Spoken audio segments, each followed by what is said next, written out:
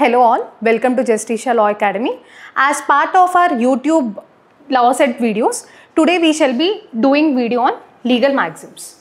So legal maxims అనేవి important part of our law set exam, be it 3YDC or 5YDC. దీంట్లో ఒక 10 questions చూద్దాము. Legal మ్యాగ్జిమ్స్కి only thing is questions చేయడం and మీకు ఇచ్చిన కంపైలేషన్ చదవడం తప్ప మీరు ఏదో 100 ఆఫ్ లీగల్ మ్యాగ్జిమ్స్ నేర్చుకోవడానికి ప్రయత్నించద్దు. Whatever are being asked in the exam first వాటి మీద కాన్సన్ట్రేట్ చేయండి and then start from the PYQs and then expand your knowledge. So first question వచ్చేసరికి డెనోవో మీన్స్. డెనోవో అంటే స్టార్టింగ్ ఫ్రమ్ బిగినింగ్ అని meaning. So దీంట్లో first option చూడండి, new, second is nothing, third is decline, fourth is wave.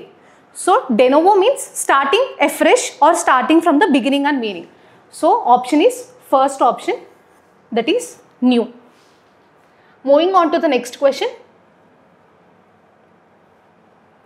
Meaning of the Latin maxim ubi remedium ibi jus is. First option, where there is remedy there is right. Second option, where there is no right there is remedy. Third option, where there is right there is remedy. Fourth option, where there is no remedy there is right.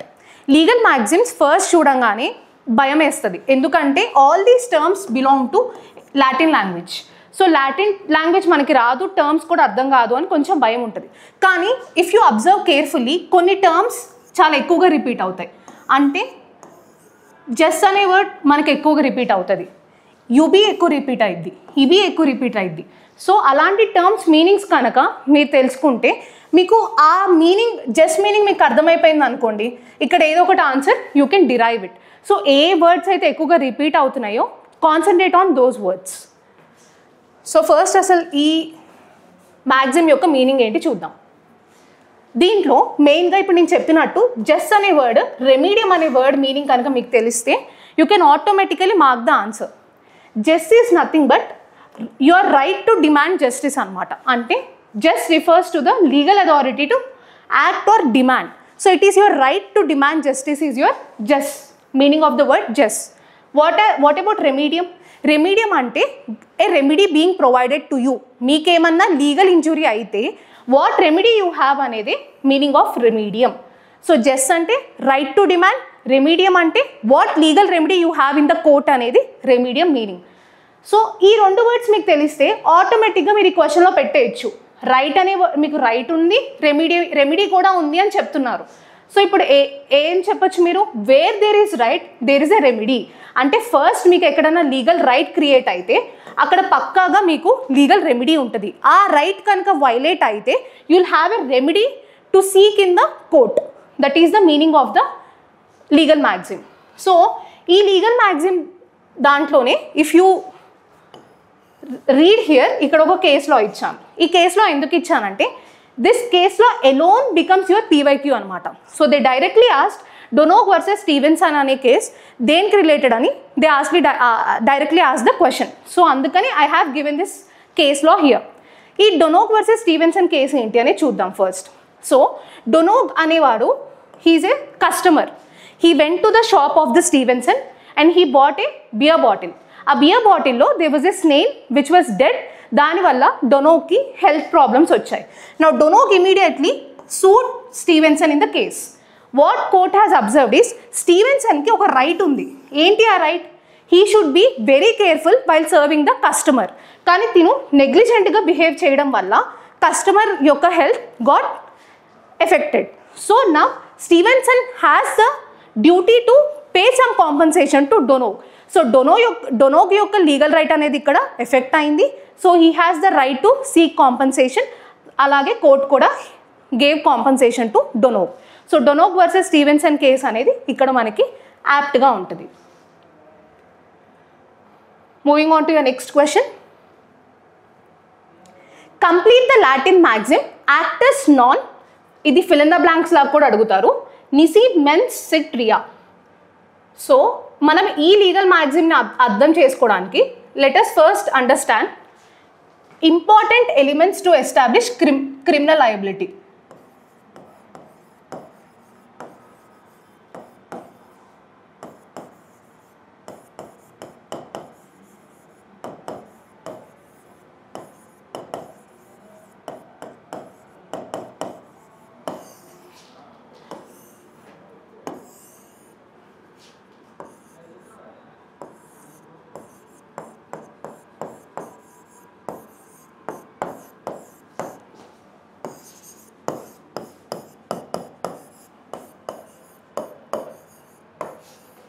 So criminal liability అంటే ఏంటి?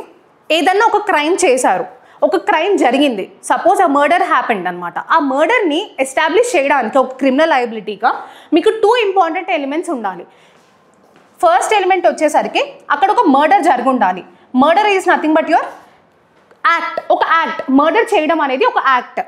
ఆ murder చేసిన వాడి యొక్క mind కూడా మనం establish చేయగలగాలి. అంటే he is guilty of his own act. ఆ గిల్టీ మైండ్ ఉండాలి. గిల్టీ మైండ్ అంటే తను ఏ సిచ్యువేషన్లో ఆ మర్డర్ చేశాడు, do he have any ill intention against the person అనేది మనం ఎస్టాబ్లిష్ చేయగలగాలి.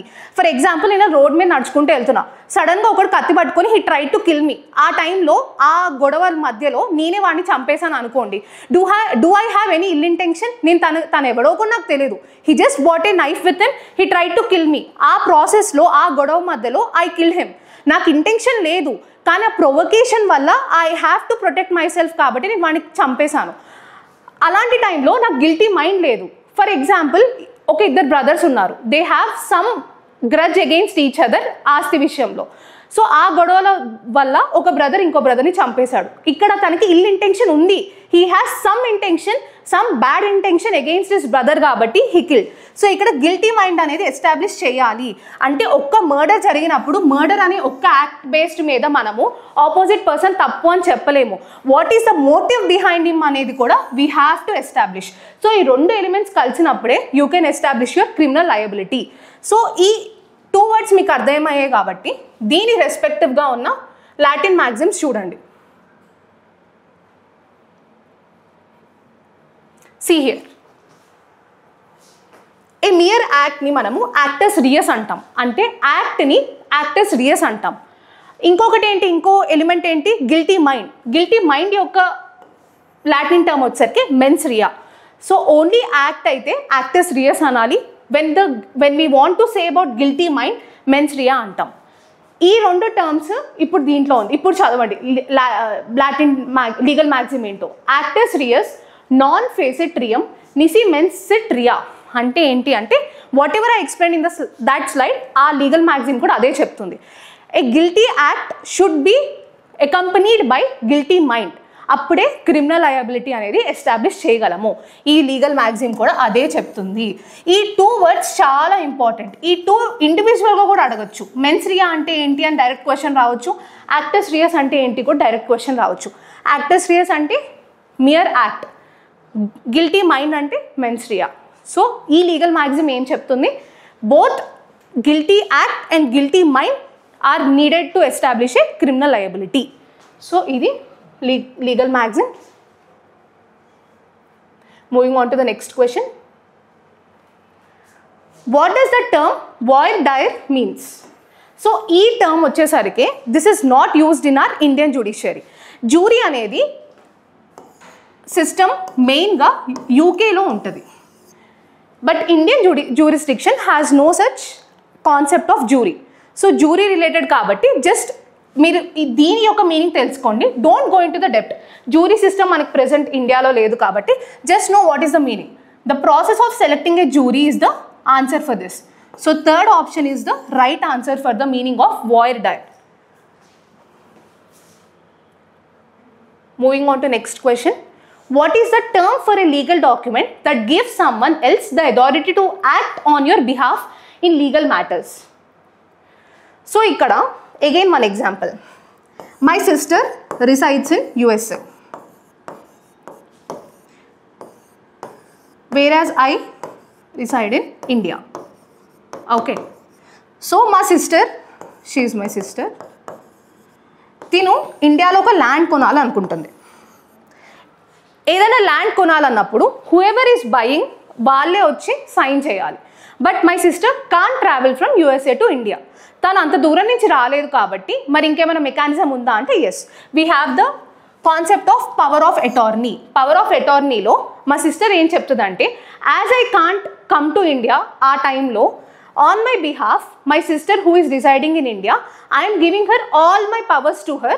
So ఇప్పుడు తను నా బిహాఫ్ నా she can complete the sale deed అని చెప్పడమే పవర్ ఆఫ్ అటార్నీ. అంటే తను రాలేకపోతుంది కాబట్టి she is transferring all her powers to me. అంత మాత్రాన తన ప్రాపర్టీ మొత్తం నా పేరు మీదకి రాదు. తన ప్రాపర్టీకి నేను జస్ట్ ఒక గార్డియన్ లాగే, అంటే తను వచ్చేంత వరకు I can take all the powers which she originally has for her property. So that is your power of attorney. అంటే ఒకరి తరపున ఇంకొకరి కనుక అథారిటీ వస్తే దాన్ని పవర్ ఆఫ్ అటార్నీ అంటాం. Next question, the legal term caveat emptor means. So ఇక్కడ కూడా ఇంకోటి ఒక కాన్సెప్ట్ తెలుసుకోవాలి. సెల్లర్ ఆర్ వెండర్, బయర్, ఇవి జనరల్గా ఇంగ్లీష్ టర్మ్సే, but if you want to know the meaning అందుకే కొంచెం రివైజ్ చేద్దాం. సెల్లర్ అనేవాడు ఏం చేస్తాడు? He originally sell goods. Buyer ఏం చేస్తాడు? కొంటాడు అంటే he buys goods. So seller ఏమో అమ్ముతాడు, బయర్ ఏమో కొంటాడు. So seller or vendor sells goods, buyer buys goods. So వీళ్ళ మధ్య కొన్ని ట్రాన్సాక్షన్స్ జరుగుతాయి. దీని రిలేటెడ్ ఈ క్వశ్చన్. ఫర్ ఎగ్జాంపుల్, అమెజాన్లో you want to purchase something. దాంట్లో ఫస్ట్ మనం ఏదన్నా ఏం చూస్తాం? దానికి రిటర్న్ అనే ఆప్షన్ ఉందా, రీఫండ్ అనే ఆప్షన్ ఉందా అని చూస్తాం. ఎందుకు చూస్తాం? ఫర్ ఎగ్జాంపుల్, మనకు వచ్చిన ఏదైతే ప్రోడక్ట్ ఉందో అది డిస్ఫంక్షనల్ ప్రోడక్ట్ అయితే వాట్ వీ ఇమీడియట్లీ డూ, దాన్ని రిటర్న్ అన్నా చేస్తాం, రీఫండ్ అన్నా చేస్తాం. ఆ 2 ఆప్షన్స్ లేకపోతే భయపడతామా లేదా? We go and read the reviews or ratings చూస్తాము. ముందు కొన్న వాళ్ళ ఫొటోస్ ఆర్ దేర్ రివ్యూస్ అవన్నీ కూడా చూస్తాం. ఎందుకంటే once we purchase it we can't give it back అనేది ఒకటి ఉంది కాబట్టి. సో ఇక్కడ కూడా ఏంటి అంటే once the goods are purchased it is at the option of buyer. అంటే ఆప్షన్ బయర్ అనేవాడు జాగ్రత్తగా ఉండాలి కొనే ముందు అని చెప్పేదే ఈ Latin magazine, legal magazine. So caveat emptor అంటే let the buyer be aware. అంటే కొనేవాడు ఎవడైతే ఉన్నాడో he should be aware before purchasing any item, he should be very careful అనేది ఈ లీగల్ మ్యాగజిన్ యొక్క మీనింగ్. సో ఇక్కడ ఏంటి? Let the buyer be aware. Moving on to next question. A previous judgment cited by the court to decide on a similar set of facts is called as. First option precedent, second option ratio decidendi, third option obiter dicta, fourth option judicial dicta. So ఇక్కడ ఏమంటున్నాడు? Precedent is nothing but ఒక judgment అనేది pass అయింది. Already a court has given a judgment in one particular case. Now ఇప్పుడు కొత్త కేసులో all the facts related are somehow related to the old case. Related in the sense అంటే అక్కడ వచ్చిన judgment అక్కడున్న ఫ్యాక్ట్స్కి సేమ్ ఫ్యాక్ట్స్ ఆర్ సేమ్ ఉన్నప్పుడు judgment కూడా ఇచ్చేటప్పుడు ముందు యొక్క జడ్జ్మెంట్ కనుక ఈ పర్టికులర్ కేసులో మనం కోట్ చేస్తే దాన్ని ఏమంటారు అనేది question. So that is your president. ఇప్పుడు ఏదైతే మనం ఇప్పుడున్న కేసులో ముందు జడ్జ్మెంట్ని కనుక కోట్ చేసినప్పుడు దాన్ని ప్రెసిడెంట్ అంటాము. ఓకే, ప్రెసిడెంట్ అంటే అర్థమైపోయింది. నెక్స్ట్ 2 టర్మ్స్ మీనింగ్ కూడా ఇక్కడే చూసేద్దాం. ఫస్ట్ వర్డ్ ఏంటి? రేషియో డెసిడెండాయ్. రేషియో డెసిడెండాయ్ అంటే జడ్జి ఎవరైతే ఉన్నారో కేసులో తను జడ్జ్మెంట్ ప్రనౌన్స్ చేస్తున్నప్పుడు ఏ రీజనింగ్ మీద జడ్జ్మెంట్ ఇస్తున్నాడు అనేది రేషియో డెసిడెండాయ్. అంటే on basis of what reason he is pronouncing the particular judgment అనేది రేషియో డెసిడెండాయ్ చెప్తుంది. వేరేస్ ఆబిటర్ డిక్టా జడ్జ్మెంట్లో ఇచ్చింది కాకుండా జడ్జ్మెంట్ ప్రనౌన్స్ చేస్తున్న టైంలో judge may comment on various issues. ఆ కమెంట్స్ అయితే ఏవైతే ఉన్నాయో that becomes part of obiter dicta. Judgment is binding on both the parties.